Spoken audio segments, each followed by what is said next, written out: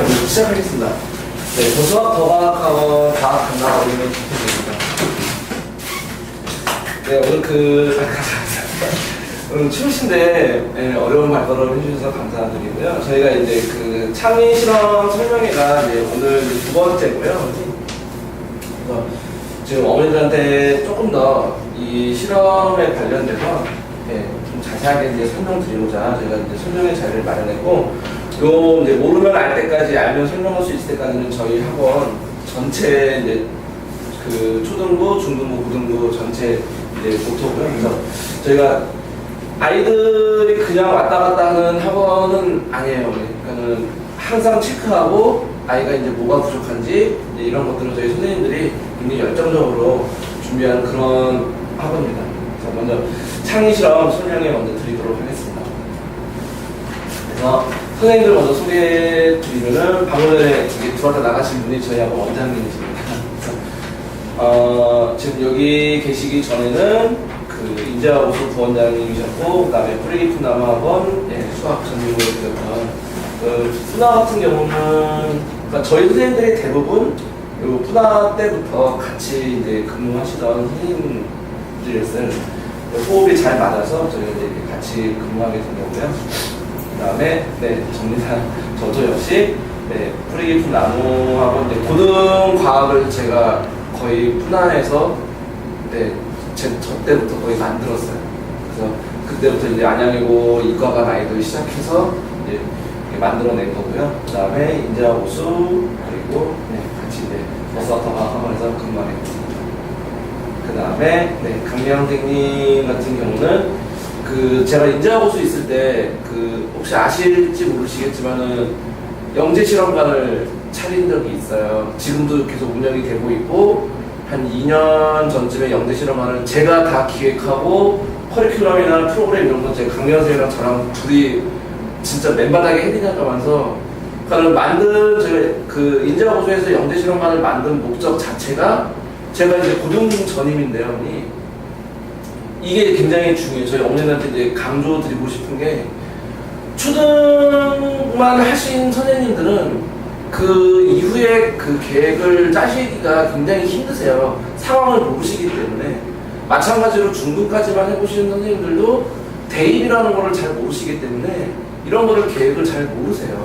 그러니까 제가 이 영재 실험과 초등을 갑자기 이게 해야겠다라고 마음먹은 그 이유 자체가, 고등학교 때 아이들한테 이게 만약에 초등학교 때나 중학교 때 선행이 됐다라면은, 이 아이들 이런 경험이 있다라면은 내가 수업할 때 너무 편했을 것 같은데, 이런 생각들이 너무 강하게 들어가지고, 그러면은 아이들한테 그런 걸 바라지 말고 아예 그럼 초등학교 때부터 내가 만들어 갖고 오자.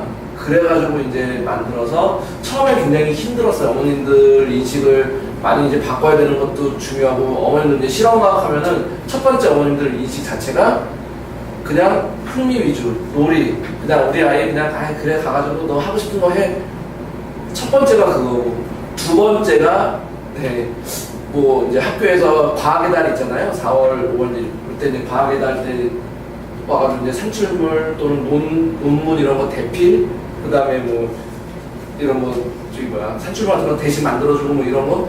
어머님들이 대부분 이제 그런 쪽으로만 생각을 하고 계셔가지고, 저희가 가지고 있는 이런 컨셉 자체를 어머니한테 이제 설명드리는 게 너무 힘들어. 시간이 되게 오래 걸렸어요. 한 1년 정도? 근데 1년 정도 지나고 나서부터는 어머님들께서 이제 이게 왜 필요한 거구나 이런 걸 이제 알고 계시면서 주변에 이제 입소문 내주시면서 그 인재학 오수 영재 실험관이 갑자기 이제 확 컸어요. 그리고 때마침 올해 주변 초등학교 그 과학실험대회 최우수상, 우수상 이런 거를 거의 쓸었어요.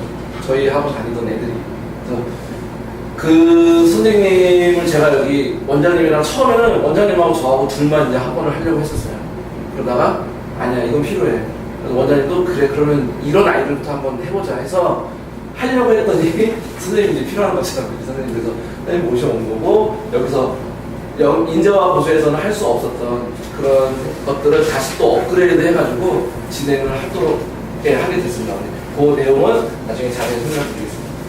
그리고 이 이혜림 선생님도 마찬가지로 인자구조에서 강명 선생님이랑 같이 호흡 맞추셨던 그런 선생님이셔서 여기에서 같이 또 이제 호흡 맞춰서 새로운 역사를 써 나가실 겁니다.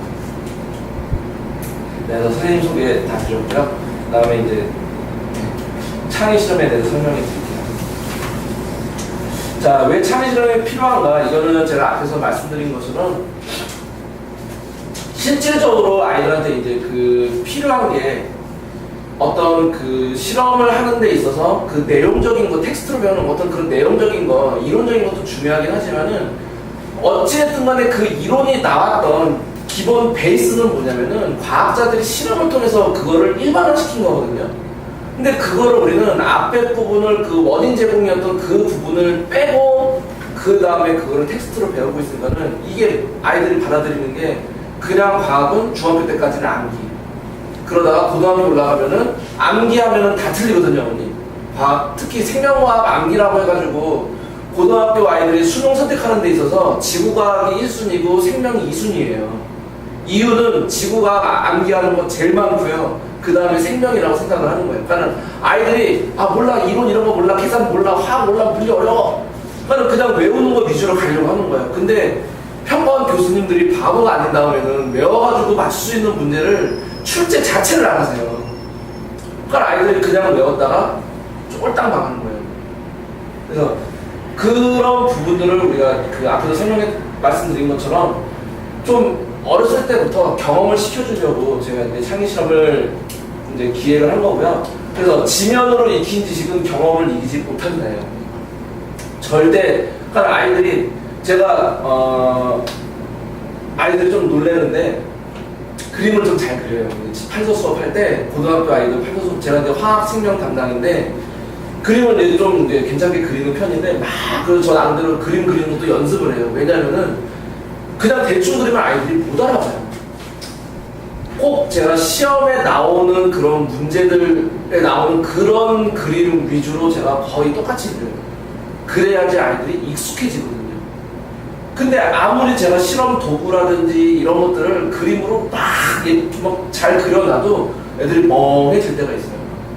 저는 뭐 제가 음극선 실험이라든지 전자의 발견이라든지 이런 것들도 제가 막 그림으로 색깔로 막 이렇게 해도 멍해지는 거예요. 그래서 제가 사비를 들여가지고 실험 기자재를 한번 산 적이 있어요. 영재 실험관 만들기 전에.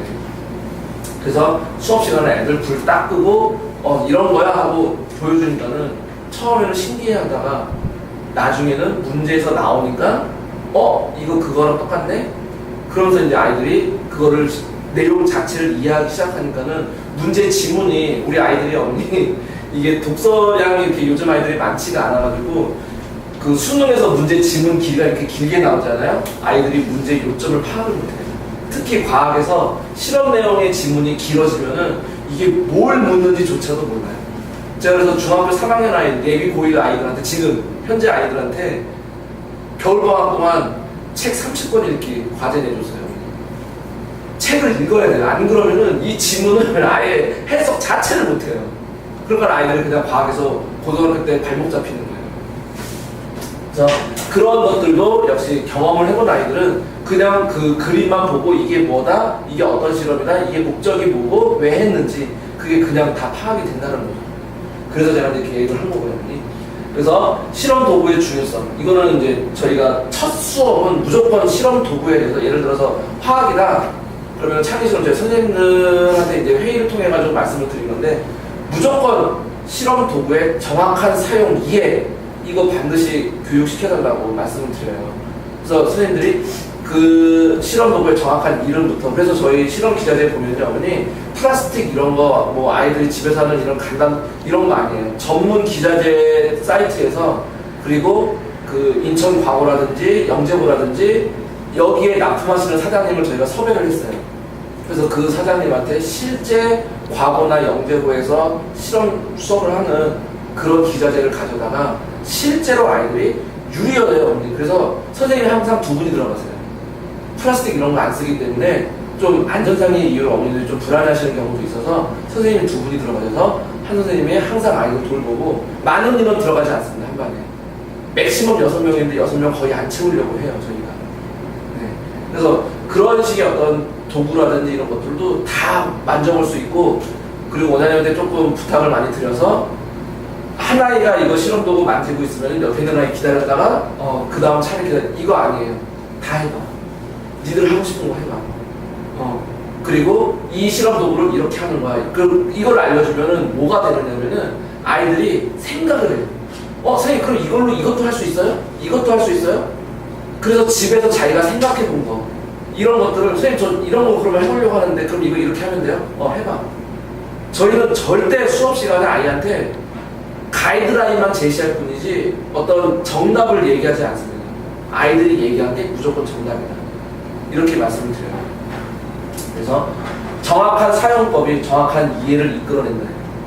그래서 왜 이게 중요하냐면 아까 말씀드린 것처럼 한 가지 실험, 그 주제, 오늘 수업 시간에 뭐 예를 들어서 뭐 중화반응이다 그러면 그 중화반응에만 아이들이 생각이 머무는 게 아니라 그런 뭐 뷰렛이라든지 이런 것들을 사용하면 이걸로 그럼 이런 것도 할 수 있지 않을까? 이런 생각을 끌어내는 거예요. 넘어가면서 그래서 다음 내용으로 넘어가면은 좀 이제 근본적인 거를 말씀을 드리려고 해요. 그래서 저희가 수학과학 전문학원인데 우리 수학과학이라는 학문이 무엇이라고 생각을 하세요? 제가 좀 잠깐 질문을 좀 드리면은 갑자기 질문을 드리면은 수학과학을 이제 어떤 학문이라고 생각을 하시는지 어머니들께서 제가 그냥 부탁대로 이제 질문 드리면 어머니 당황하시니까 보기를 드릴게요. 자연 현상을 이해하는 거다 하나와 그 다음에 그러한 현상을 수식으로 정리하는 거다. 어떤 게 수학이고 어떤 게 과학일까요? 자연 현상을 이해하는 게 과학. 네, 그리고 그거를 일반화시키는 게 수학. 네, 정확히 맞추셨습니다. 네. 자연 현상의 법칙을 발견하는 게 과학이고요. 그 다음에 수학은 그 자연 현상의 객관적인 설명이에요. 그러니까는 자연적인 현상 법칙을 발견을 했어요. 근데 이 사람이 프랑스어를 써요. 그러면 이거를 영국 사람한테 설명을 하려면은 이게 뭐 설명이 잘 안 돼요.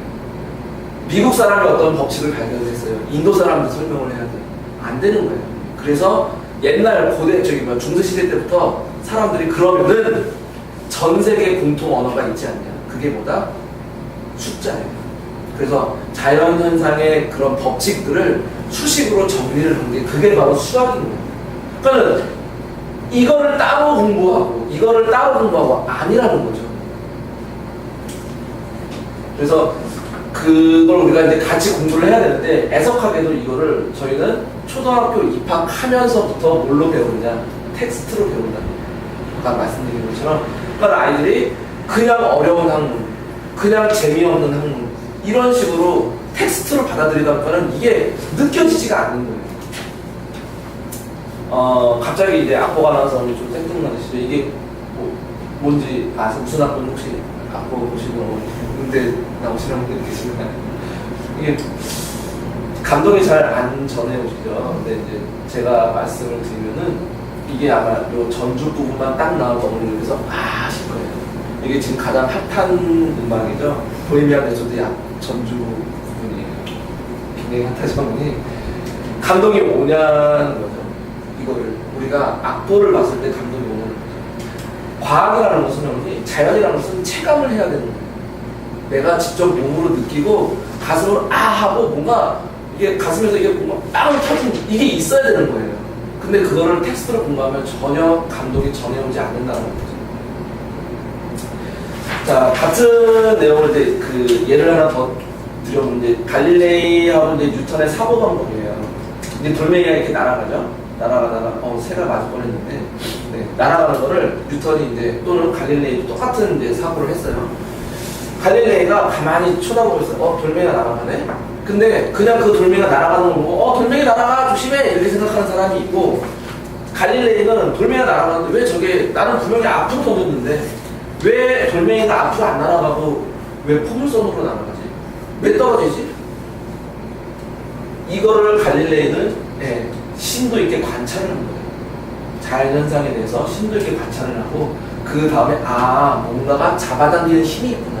그러니까 내가 앞으로 던져도 떨어지고 위로 던져도 떨어지고 그러면은 뭔가가 잡아당기는데 땅이 잡아당기는구나. 지구가 잡아당기는 거구나. 중력이라고 얘기를 하는 거죠. 그래서 그러한 법칙을 수식으로 뉴턴이 정리를 해요. 그래서 뉴턴이 처음 쓴 책이 프린티피아라는 책이 있어요. 그래서 그 책을 보면은 이런 갈릴레이의 이제 이런 이론들을 수식으로 쫙 정리를 해요. 그러니까 뉴턴을 우리가 이제 과학자로는 알고 있는데 사실은 고전역학 미분적분의 처음으로 얘기하는 거라. 물론 이제 독일의 이제 라이프니츠라는 거의 동시대예요. 그래서 독일 사람들은 라이프니츠라는 미적분을 얘기했다라고 하는데 저희가 이제 일반적으로 뉴턴이 미적분을 얘기를 했다라고 하죠. 그러니까 미적분을 공부할 때 어머니 이런 포물선이 안 나올 수가 없어. 속도, 가속도 안 나올 수가 없는 거예요. 왜?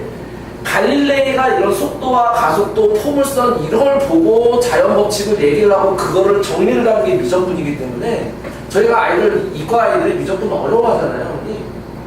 그러니까 이게 왜, 그러니까 루트라는 것도 역시 마찬가지로 왜 루트라는 그 개념이 나와야 하는지 그 이유가 있어요.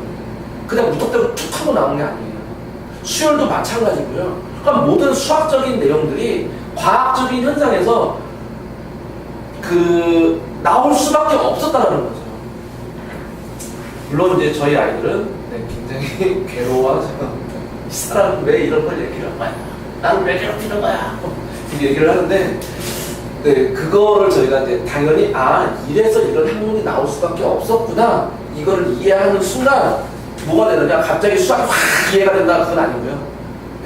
이게 이런 학문이 나올 수밖에 없었구나라는 걸 이해하는 순간 재밌어져요. 아이들 궁금증이 생기면 아이들은 호기심을 가지게 되면은 그거를 파고들게 돼 있어요. 그래서 그런 아이들은 저희가 쉽게 이기지를 못해요. 그래서 저희가 이제 말씀드리는 게 이러한 경험은 그럼 누구나 다 할 수 있는 거냐. 저는 뭐 갈릴레이가 날아가는 돌을 보고 왜 쟤는 포물선 운동을 할까 이런 거는 누구나 생각할 수 있는 건 아니죠. 만약에 그게 누구나 할 수 있다라면은 지금 아마 전 세계의 유명한 과학자들이 한 1000명 이상? 갈릴레이 같은 사람들이 뉴턴 이런 것들이 1000명 이상 나오지 않았을까. 누구나 하기는 힘들다는 거죠. 이게 타고나야 되는 거고. 그래서 저희는 이제 그런 부분에 대해서 도움을 주려고 하는 거예요. 진짜 수업을 진행을 하려고 해요. 그래서 저희가 아까 처음에 말씀드린 것처럼 선생님들한테 신신당부 드리는 거. 정답은 없습니다. 뭐든지 결론 내려주지 마십시오. 정형화되지 않은 수업이고요. 저희가 진행하는 거는 수업이 이 수업은 반드시 이걸 해야 돼 이런 거 없어요. 갑자기 하다가 아이들이 선생님 저 이거 말고 이거 하고 싶어. 해. 네가 궁금하면 해. 이 세상에 호기심만큼 좋은 거는 없어요. 그거를 저희들은 초등학교 입학하면서부터 어떤 계획이라는 그 두 글자 때문에 호기심이 다 사라져가고 있는 거예요. 그래서 답이 정해져 있지 않은 수업을 진행을 한다는 거예요. 제가 실예를 들어서 말씀을 드릴게요. 요건 실제로 저희 아이들이 실험한 내용을 사진을 찍어서 저희가 수업하면 어머니한테 사진 찍어서 다 보내요. 카톡으로 다 보내드립니다. 아이가 이렇게 수업을 했고 이렇게 진행을 했습니다라고 보내드리는데 그 중에 이제 하나예요. 요거는 아이가 이제 어떤 기체에 대해서 실험을 하는 날이었어요. 근데 아이가 갑자기 책에서 선생님 저 보이샤르이라는 걸 봤는데 아마 Y였던 것 같아요. 이걸 봤는데 선생님 저 이거 한번 이렇게 해볼래요. 그래 그럼 어떻게 해볼래? 했더니 이렇게 책에 본 대로 한번 해볼래요. 그래서 실제로 해서 아이가 어떤 온도의 상승에 의한 기체의 부피 변화 이런 것들을 실제로 아이가 책에서 본 거를 해본 거예요. 그러니까 지면으로 보고 있던 거를 아이가 이렇게 해보니 별 실험 내용은 아닌데 너무나 신기해하는 거예요. 그러니까 마치 저희가 TV로 보던 연예인을 길 가다가 마주친 듯한 느낌 이런 느낌을 받는 거예요. 아이들. 이것도 역시 마찬가지로 요거는 이제 과일전지하는 실험 내용이었거든요. 그래서 보통 과일전지 실험할 때 모든 학원에서 만약에 실험 학원에서 이런 것들을 할 때 다 오렌지 이런 걸 써요. 왜냐면은 산성도가 강하기 때문에 전해질 농도가 높아서 전류가 잘 흐르거든요. 다 오렌지 가지고 실험을 해요. 근데 저희도 이제 오렌지로 준비를 했죠.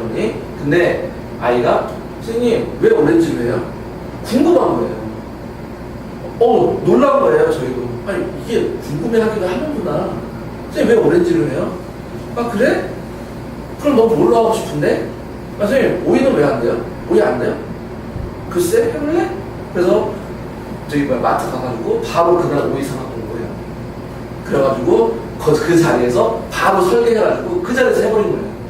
그랬더니 오렌지로 했을 때 오이가 더 전류가 더 높은 거예요. 이걸 아이들이 찾아냈어요.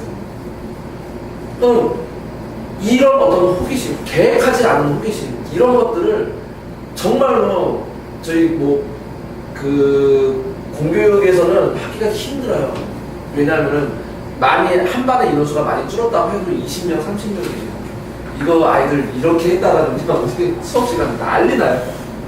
그다음에 요거 같은 경우는 이제 그 빛에 대한 실험을 했던 내용인데 아이가 이것도 역시 마찬가지로 선생님 책에서 빛의 합성이라는 걸 봤는데 그게 뭔가요? 이런 거야.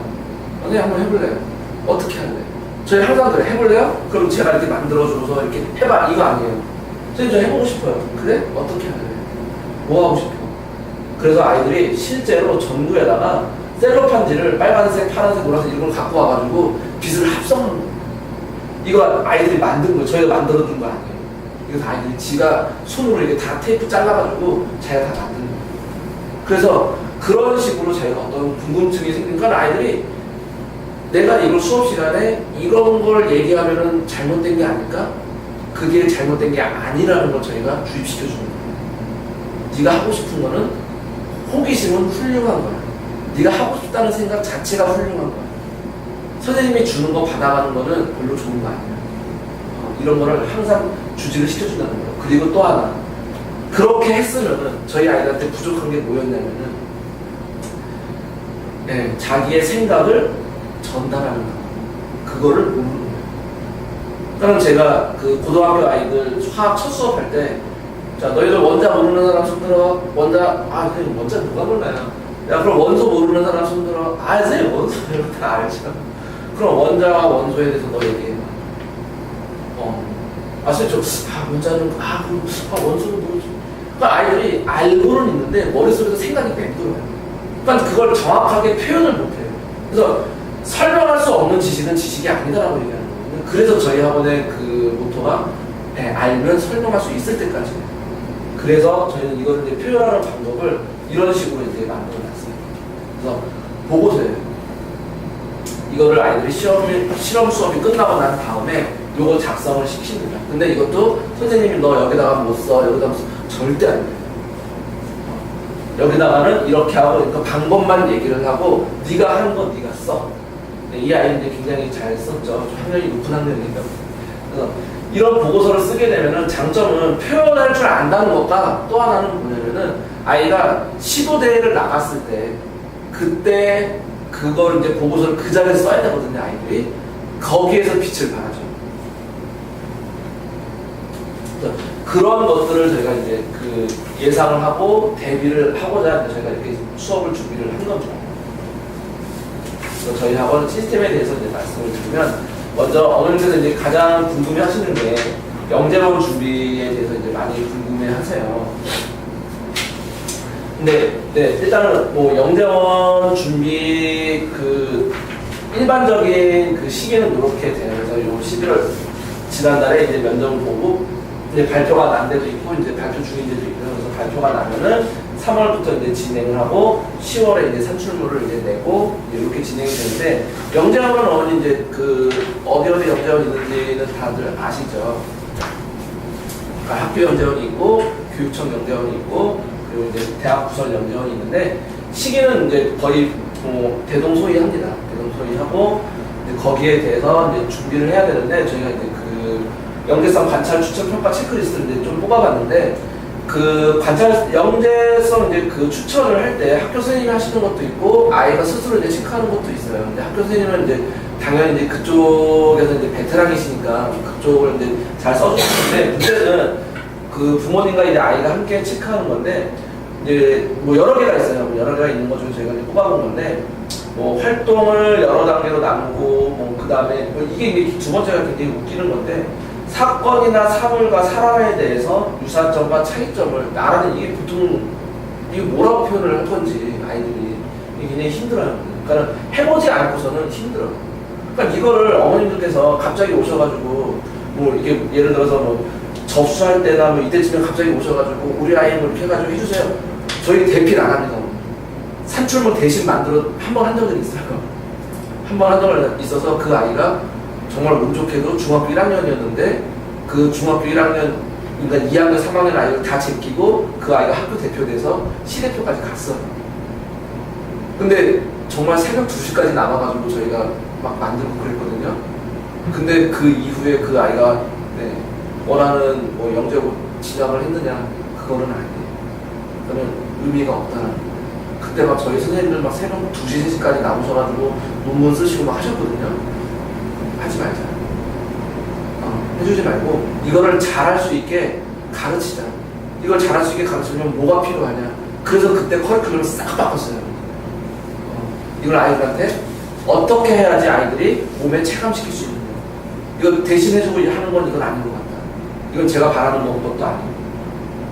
그래서 이런 것들 미리 이제 아이들이 몸에서 그 묻어나오지 않으면은 거의 대부분 그 평가하시는 분들한테 다 걸려요. 대피라고 이런 거 다 걸려요. 그러니까 이거를 해줄 필요가 없다는 거예요. 아이가 스스로 하지 않는 이상 웬만하면 다 걸려요. 그래서 그 이런 것들 때문에라도 좀 미리 시작을 하는 게 아이들이 네, 도움을 많이 받는다는 거고요. 그 다음에 이제 영재 우수 산출물 이제 각 학교에서 최우수 우수상 받은 이제 내용들인데요. 이제 그 예를 들어서 이제 초등학교 5학년 요걸 말씀을 드리면은 네, 이 아이들 다 이제 저희 학원 다녔던 그 인재하고소에서 영재 실험관 다녔던 아이들이고 그 아이들 지도하셨던 분들이 지금 여기 계시는 강명 선생님, 그 다음에 이혜리 선생님 요분들이에요. 근데 아까도 말씀드렸다시피 이 아이들 저희가 대필해주고 뭐 따로 해주고 그런 거 없습니다.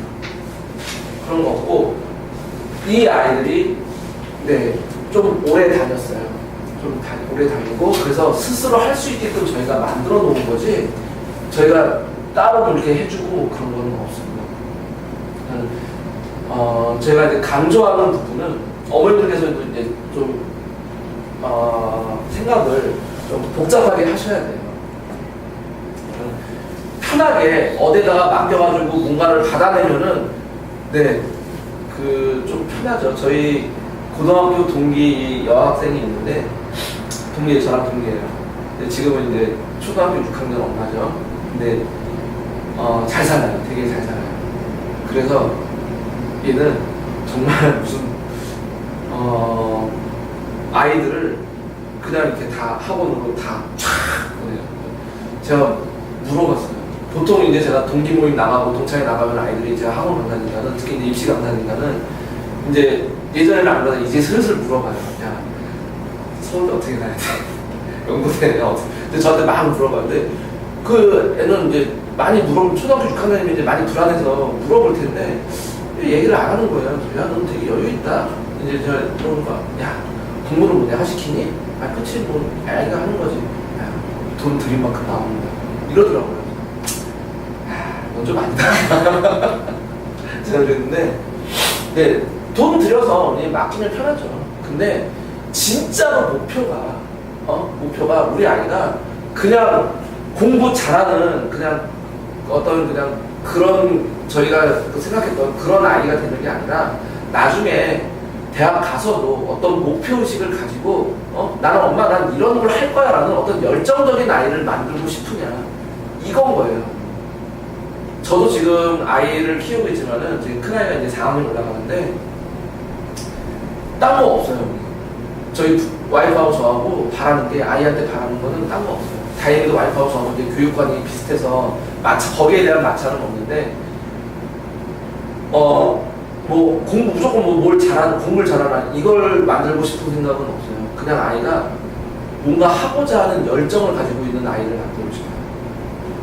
그게 뭐 공부가 됐든 뭐 음악이 됐든 뭐가 됐든 간에 뭔가 자기 열정을 쏟아부어서 굉장히 여기 파고드는 그런 아이를 만들고 싶은 거지 뭐 그냥 1등 이런 거 만들고 싶은 생각은 없거든요.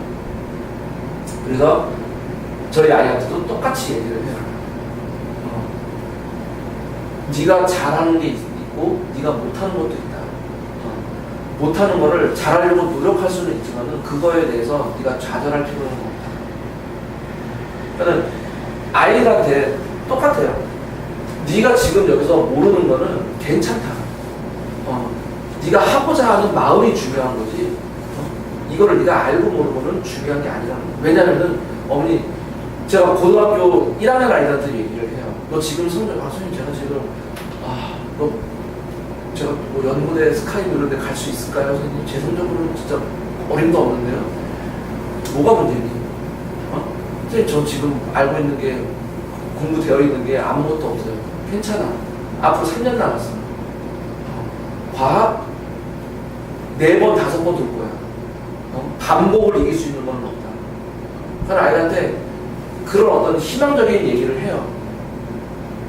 마찬가지로 저학년들한테도 지금 네가 이걸 모르고 이러는 거는 상관이 없다. 하고자 하는 열정만 있으면 된다. 그래서 선생님들한테도 그렇게 말씀을 드려요. 아이들한테 좀 아이가 좀 열정적으로 참여할 수 있게 그런 분위기를 만들어줘요.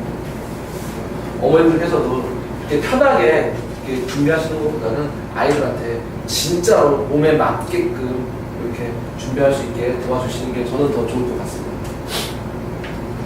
네, 그래서 이제 일단 저희 시스템 베이직 과정부터 말씀을 드리면은 요 과정은 초3, 초6 대상이 아니에요. 여기 써져 있는 거는 과정이에요. 초3부터 초6까지의 과정을 저희는 베이직 코스라고 해요. 그러니까 예를 들어서 초등학교 3학년 아이가 초등학교 6학년 과정을 배울 수도 있어요.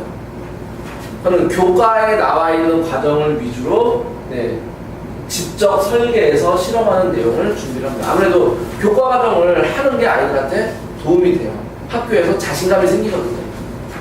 그 다음에 그 실험 후 보고서 작성하는 거 아까 말씀드린 것처럼 그렇게 해서 이해력과 논리력을 향상시키는 거거든요. 그 다음에 한 학기 과정을 12회로. 그래서 주 1회 90분 수업이니까는 예를 들어서 초등학교 3학년 1학기다 그러면은 3개월 과정으로 끝난다는 거예요. 12회로 진행이 되고요.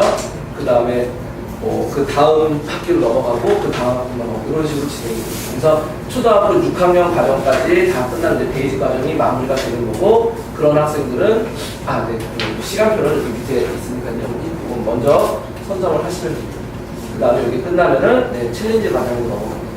챌린지 과정 같은 경우는 초5 과정에서 중학교 1학년 과정까지. 어머니, 죄송합니다. 요거는 대상 학년이에요. 요거는. 대상 학년.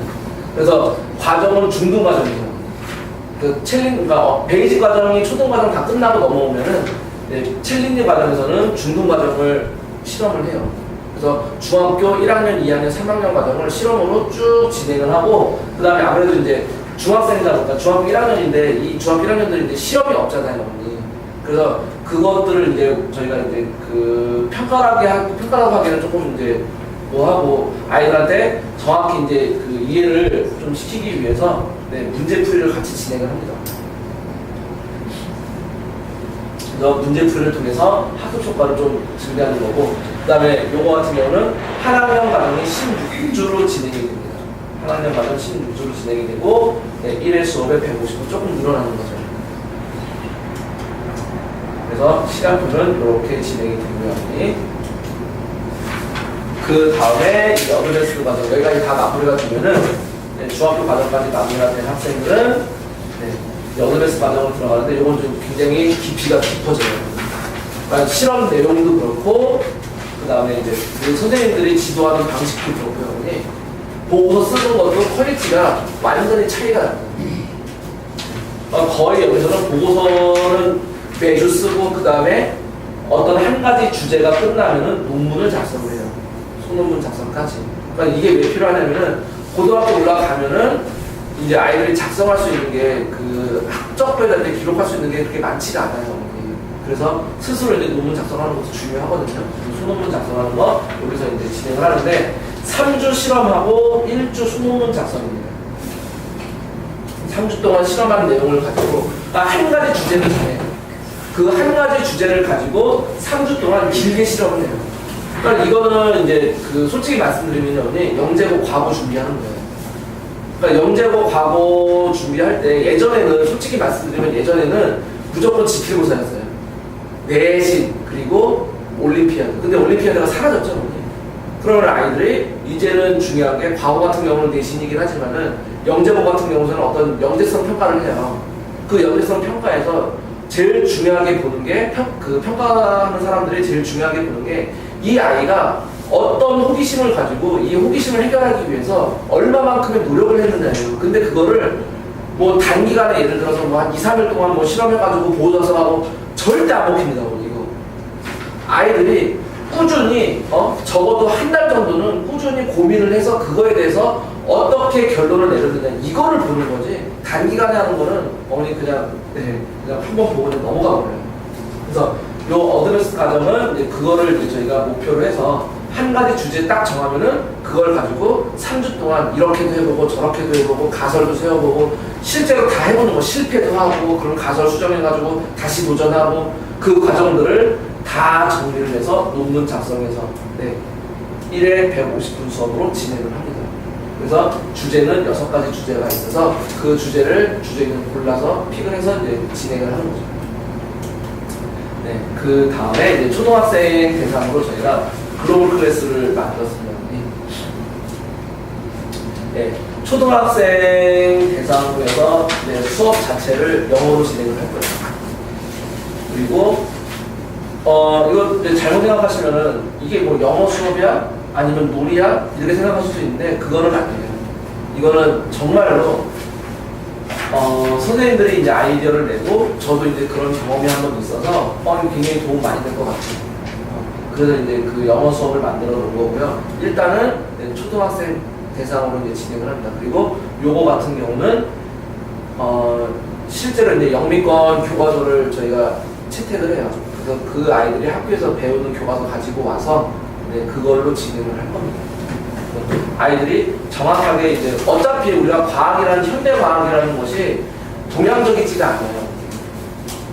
그래서 서양 학문이기 때문에 그것들을 저희가 그 어떤 번역본이라든지 이런 것들 거치지 않고 다이렉트로 볼 수 있게끔 이렇게 만들어 놓은 거고, 그 다음에 저는 예전에 그 과학 올림피아드 수업을 할 때 기국 학생들 수업을 한 적이 있어요.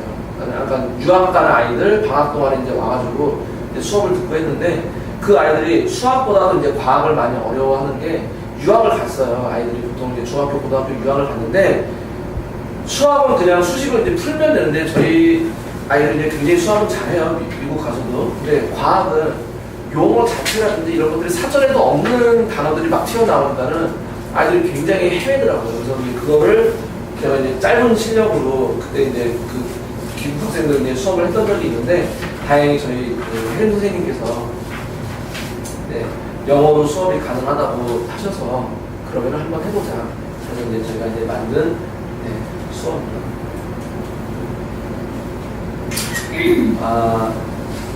저희가 이제 그 준비한 내용이 여기까지인데요, 마무리 짓기 전에 제가 이제 그 한 가지만 말씀을 드릴게요. 두 가지 말씀드릴게요. 그 어머니 그 알쓸신자 프로그램 아시죠? 그 알쓸신자 제가 이제 유일하게 보는 프로그램 중에 하나인데 그 알쓸신자 1에 나왔던 정대승 박사라고 있어요. 그 카이스트 이제 내공학자인데 그 사람이 되게 이력이 웃겨요. 물리학의 전공이에요. 근데 뇌를 여는 거예요. 사람의 뇌를, 그러니까 생물학 전공이 아니에요. 그래서 그 사람이 이제 그 정대승 박사 그 사람이 이제 여러 가지 이제 강연도 다니고 이제 막 했는데 그걸 이제 묶어가지고 이제 쓴 책이 있어요. 12발자국이라고 이제 제가 선생님들한테 다 선물해 드렸어요. 한번 읽어보시고 아이들 가르치는 도움 많이 되니까 다 선물해 드리고 그다음에 저도 이제 읽어보고. 근데 거기 이제 보면은 그런 내용이 있어요. 미국 이제 실리콘밸리에 있는 고속도로에 차를 타고 가다 보면은 광고판에 갑자기 수식이 하나가 쫙 있어요. 출퇴근하는 사람들이 계속 그걸 봐요. 저기 뭐지? 저기 뭐지? 두 부류가 있는 거예요. 그냥 보고 지나친다. 그리고 그걸 기억하고 와가지고 인터넷에 검색해보세요. 그럼 검색해본 사람 중에서 또 다시 두 부류가 나와요. 검색했더니 아무것도 안 나와.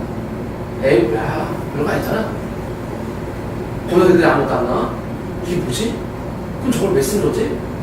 그러면은 그게 뭘까 하고 고민하는 사람. 그래서 그 고민했던 사람들이 막 찾아보니까는 그거를 이게 어떤 수연이구나. 그걸 알게 돼서 프로그래밍을 해가지고 컴퓨터 프로그래밍에서 그거를 루틴하게 쫙 돌려요. 프로그래밍을 쫙 돌렸더니 숫자가 하나 띵 하고 나옵니다. 그래서 그 숫자를 대입을 했더니 사이트 주소가 나옵니다. 그래서 거기 사이트에 접속을 했더니 또 다른 수식이 또 나옵니다. 이거 뭐야? 굉장히 재밌네? 그래서 또 막 찾아요. 밤새서 막 일을 제껴주고 막 찾아요. 그랬더니 또 사이트 주소가 하나 또 나옵니다. 들어갔더니 축하합니다. 입사를 축하합니다. 구글 입사 채용이었어요. 그렇게 해서 구글에 채용된 사람이 나고조입니다. 네. 저는 그 구글 입사 담당자가 생각한 건 그거죠. 이 정도의 열정을 가지고 이런 사소한 거에 어떤 호기심을 가진 사람이라면은 세상을 바꿀 수 있다. 그러니까 이런 어떤 생각들, 그러니까 가르치는 사람들의 생각도 중요하고요, 아이들의 생각도 중요해요. 근데 저는 아이들한테 가르치는 이 선생님의 생각 자체가 제일 중요하다라고 생각이 들거든요. 그래서 선생님한테 그걸 항상 말씀을 드려요. 아이들한테 호기심을 주고 그리고 할 수 있는 열정을 가질 수 있게 만들어 달라. 항상 그렇게 주문을 드리고 그걸 가지고 많이 회의를 해요.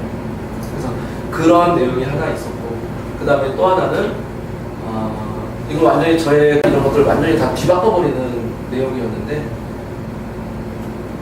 계획을 하기 때문에 우리가 힘들어진다는 거죠. 그러니까 이건 제가 고3 아이 설명할 때, 그러니까 상담할 때 한번 얘기를 했더니 고3 어머님이 오셔가지고 막 눈물을 흘리세요. 많이 힘드셨던 거예요. 근데 이제 무슨 내용이냐면은 내가 경험해보지 않은 거에 대해서 어떻게 계획을 세울 수 있겠느냐. 그러니까 우리는 계획 세우는 데에 대해서 시간을 너무 많이 허비하고 있다는 거예요. 내가 해보지 않았는데 어떻게 계획을 세우냐는 거죠. 일단 해봐야 된다는 거예요. 그래서 수학 문제를 풀 때도 어려운 문제가 나오면 이거 어떡하지 고민하고 앉아있는 아이가 있는 반면에 일단 숫자라도 뭐라도 대입해가지고 뭐라도 해보는 아이가 있는 거예요. 당연히 후자가 그 두 번째 아이가 훨씬 더 실력이 빠르겠지만, 그래서 그걸 제가 막 이렇게 어머니 얘가 어머니 계획이 안 세우는 게 당연합니다. 계획이 없는 게 당연합니다. 고3을 경험도 안 해봤는데 어떻게 고3을 계획을 세웁니까? 어머니 말도 안 되는데 막 이랬더니 아이는 눈물 글썽거리고 엄마는 글썽거리고 선생님 저 잠깐 나갈게요. 그래서 어머니 나가시고 막 그랬던 적이 있어요. 저는 제가 생각하는 게 일단은 뭐 절대적으로 맞다라고 말씀드리기는 뭐하지만은 일단은 저는 그 옳은 방향이라고 생각이 들어서 그런 쪽으로 저희 아이들을 키워내고 싶어서 어떤 진짜 수업을 하고 싶은 거고요, 어머니. 그래서 저는 꼭 들으셨으면 좋겠어요. 아이들에 대해서 학교나 집에서 할 수 없는 내용들이기 때문에 저도 집에서 저희 아이한테 이렇게 못해줘요. 네. 일단 준비한 내용은 여기까지고, 그래서 어머니들께서 이제 제가 감히 주문 드리고 싶은 내용 두 가지 말씀드리면은, 아이들한테 아이들이 질문을 막 해요. 아이들은 질문을 그냥 막 해요. 그걸 이제 학교 입학하면서부터 그 질문하는 횟수가 줄어들어요. 굉장히 안타까운 현실인데, 아이들이 질문을 할 때 아시는 내용인데 쉽게 이걸 아이가 어떻게 쉽게 알아들을 수 있게 어떻게 설명을 하지? 라는 고민이 드실 때가 있으실 거예요. 아버님들도 마찬가지고. 그때는 어머니 그냥 어렵게 설명하세요. 그래야 아이들이 호기심이 생겨요. 예를 들어서 엄마 중력이 뭐야? 중력 이거 어떻게 설명하지?